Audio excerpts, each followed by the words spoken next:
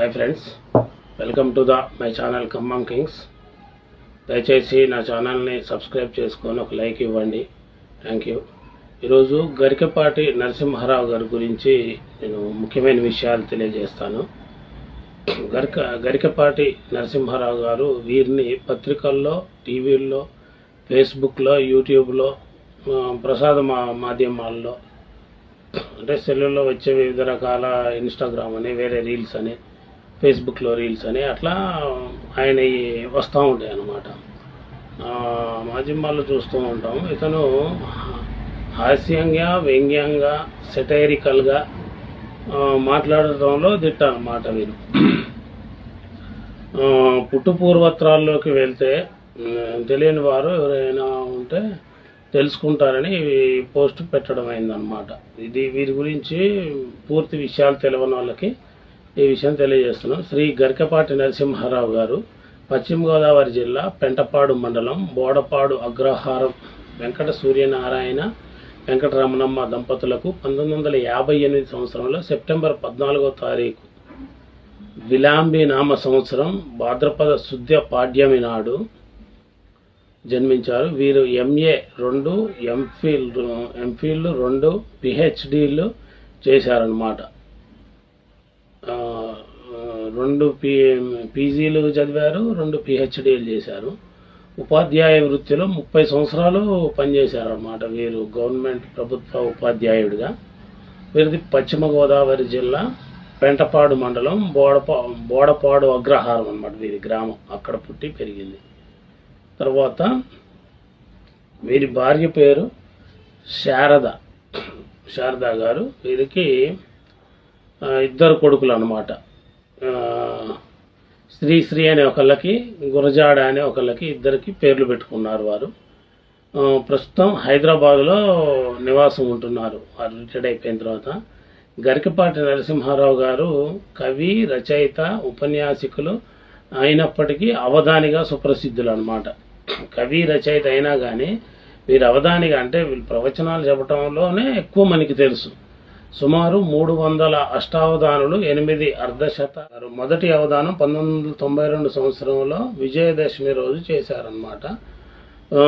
2006 సంవత్సరంలో బెంగళూరులో ప్రయోగశాలలో అవధానం నిర్వహిస్తున్న మేధోమన్నం పరీక్ష చేయబడింది. 2009 సంవత్సరం 8 కంప్యూటర్లతో హైటెక్ అవధానం నిర్వహించారు. యావత్ ఆంధ్ర దేశంలోనే కాక మన దేశంలోని వివిధ నగరాలతో పాటు America, Singapore, Malaysia, London, Dubai, హెబ్రాడ్, కువైట్, అబుదాబి, దుబాయ్, ఖతర్ మొదలైన దేశాల్లో అక్కడ అవధానాలు చేశారు. అక్కడ కార్యక్రమాలు ఇచ్చారంట. పలు టీవీ ఛానళ్లలో వివిధ శీర్షికలు నిర్వహిస్తూ వేలాది ఎపిసోడ్ల పాటు ఈయన సాహిత్యం, ఆధ్యాత్మిక అంశాలపై ప్రసంగాలు చేసేవారు. వీటిలో 11 అంశాలను CDలుగా రూపొందించి విడుదల చేశారు. పద్య కావ్యాలు, పరిశోధన పాటలు వంటి వివిధ అంశాలపై గరికపాటి వారు 14 పుస్తకాలు ప్రచురమై 14 పుస్తకాలు అంటే ప్రింటింగ్ అయినాయి అన్నమాట. గరికపాటి వారి రచనలో కొన్ని: 1 సాగర ఘోష పద్యకావ్యం, ఇది మహాభారతం పద్యకావ్యం, ఇది కూడా. 3వది బాష్పగుచ్చం పద్య కవిత సంపుటిక, ఇది. 4వది పల్లవి పాటలు, ఇవి. 5వది సహస్రభారతి. 6వది ద్విషవదానం. 7వది ధారధారణ. 8వది కవితా ఖండిక శతావధానం. 9వది మౌలిక సాహిత్యం పరిశోధన, ఇది. 10వది పిల్లల బొమ్మల తెలుగు నిఘంటువు. 11వది మా అమ్మ లఘు కావ్యం. 12వది అవధాన శతకం. 13వది శతావధాన భాగ్యం, సంపూర్ణ శతావధానం. 14వది శతావధాన విజయం అన్నమాట. 101 పద్యాలు ఉంటాయి ఇందులో. ఇవన్నీ కూడా ప్రచురితమయ్యాయి అన్నమాట. పుస్తకాల్లాగా ప్రింటింగ్ చేశారు. గరికపాటి నరసింహారావు గారు టీవీ ఛానల్లో ప్రోగ్రామ్స్ కూడా ఇస్తారనమాట. ఇందులో ABN ఆంధ్రజ్యోతిలో ఉదయం పూట వస్తుంది, నవజీవన వేదం అని చెప్పని. 2వది ఓం టీవీలో CVR స్పిరిటోరియల్లో రఘువంశం అని వస్తుంది.